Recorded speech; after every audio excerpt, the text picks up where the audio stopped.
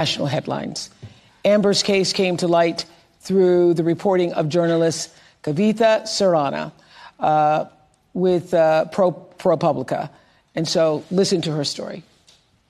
2 years ago, 28-year-old Amber Nicole Thurman, a medical assistant and a single mother to a 6-year-old boy, found out she was pregnant. Amber had just secured her. So this story right here, it's not fake, but it's been used to push an agenda. And that agenda is that pro-lifers are now pushing policies that are killing people. We're going to be showing you how this story right here has been seriously exacerbated, has been seriously skewed, and how Kamala Harris and Oprah Winfrey just buy the mainstream BS. Own apartment and was thinking about going to nursing school. She made the decision to terminate her pregnancy. A strict abortion ban had recently taken place in her home state of Georgia, which caused Amber to travel to North Carolina for the procedure. Traffic made her miss the appointment, so the clinic gave her medication, what are known as abortion pills.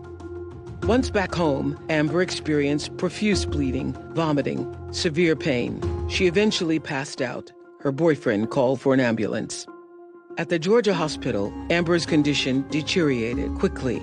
In a rare occurrence, it was discovered her body had not expelled all the fetal tissue and an infection was spreading. Official Georgia State medical expert analysis of her case says Amber should have received a life-saving D&C, but doctors waited 20 hours before deciding to take her to surgery.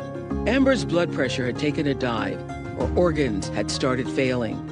In the operating room, her heart stopped. On the way to surgery, Amber's last words to her mother were, "Promise me you'll take care of my son." Not saying this isn't heartbreaking, okay? This is sad that somebody would have the gift of being pregnant and they would choose to terminate their babies, okay? And in the process of doing that, it would then also cause severe damage to your body. Shocking, not really. And it would take your own life. Tragic, okay? Tragic here, what's going on. And instead of the conversation being, hey, maybe we shouldn't give these pills. Yeah, these pills seem pretty messed up. Why would a doctor who's supposed to help you give you something that would kill you? That seems crazy. Why would we go for that? That should be the conversation that's being had here. Instead, the conversation is, why wasn't this able to happen in her state? Why couldn't she do this in her state? What? Oprah Winfrey, Kamala Harris. They're both talking about this. And they're so blind and one-sided, so anti even thinking about our position, so against unity that they can't even consider for 1 second that these pills should not be allowed. These pills should not be pushed. This should not be okay. Even if they were coming at this approach from the angle of, hey, well, we need to revolutionize the way that we grant women abortion pills. Because what's happening here is this is actually causing these women to die. They need to be able to kill their babies safely and effectively. right? Which is kind of the narrative. But all of a sudden, that they're not talking about the fact that these pills are super bad. They're talking about the fact that this wasn't allowed in her state, and pro-lifers are the reason for this. Sorry, I call BS. Now, Live Action, okay, dives into this story. Live Action advocates for babies. Love them for this. And this is the breakdown that they give. It's tremendous. Look at this.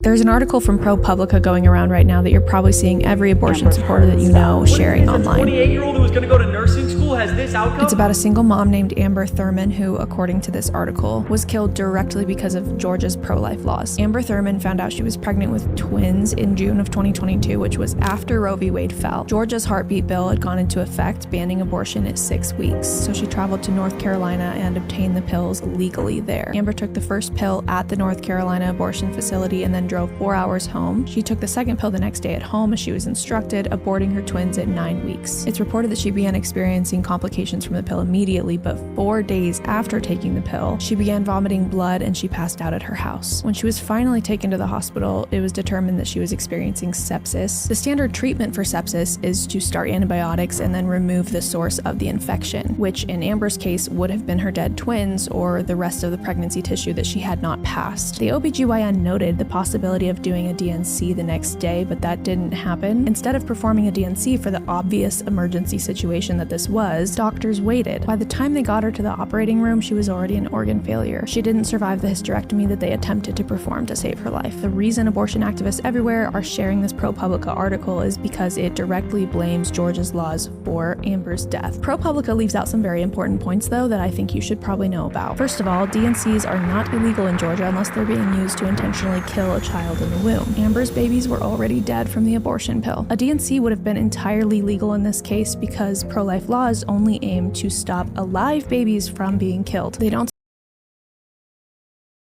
Okay, pause that. The DNC is not illegal. The DNC was legal. This had nothing to do with pro-life laws. The only thing that's happening here is they're saying that she missed it because of traffic. I don't know if that's true. I don't know if that's actually vindicated or not. They're saying that because she had to travel for 4 hours to do this, that somehow killed her. I'm not a doctor.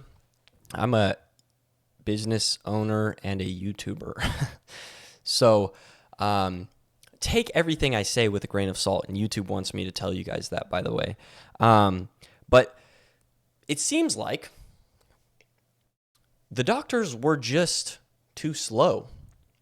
It seems like the doctors should have probably jumped on that a little bit quicker. It seems like maybe she should have went to the hospital faster, and she didn't. And that's what caused the passing. Stop dead babies from being removed. Number 2, sepsis is a known risk for the abortion pill. It has a black box warning on it. It's always claimed by the abortion industry that it's just so safe and so effective. But Amber's life and many women's lives before her have been taken because of the abortion pill and the sepsis that it caused. Number 3, ProPublica didn't ever get an explanation from the doctors as to why they didn't perform the DNC, so they entirely speculated that it was because of Georgia's pro-life laws. Amber and her babies tragically died because of the abortion pill. Her body didn't pass what it needed to pass, and then she fell ill to sepsis, and then she wasn't treated with proper urgency by any means at the hospital, which is quite frankly a case for medical malpractice. Here's the thing though, when credible media outlets and politicians and popular voices on the internet claim that pro-life laws criminalize things like ectopic pregnancy treatment, miscarriage management, and life-saving procedures on women who have dead babies inside of them, doctors and hospitals might hear that, think that those are credible claims, and then fail to properly treat women. At the end of the day, the abortion industry exists to kill innocent humans. I don't really believe that they care if a woman goes down with her babies every now and then, to be so honest with you, other than it bringing about PR scandal, which they have no problem flipping and blaming on pro-lifers. Now, that's all speculation. Obviously, that's her opinion. We're treading on pretty tricky territory here, okay? Because we're talking about somebody who was a mother passing away. We're talking about something very tragic here. So it's kind of hard for us to just play the judge and say, hey, like, you know, they don't care about this. They don't care. They don't, you know, they're going to flip the script. Although I think what she's saying might have some points.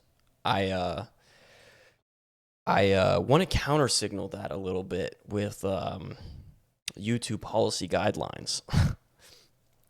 So you just heard two sides of the story, okay?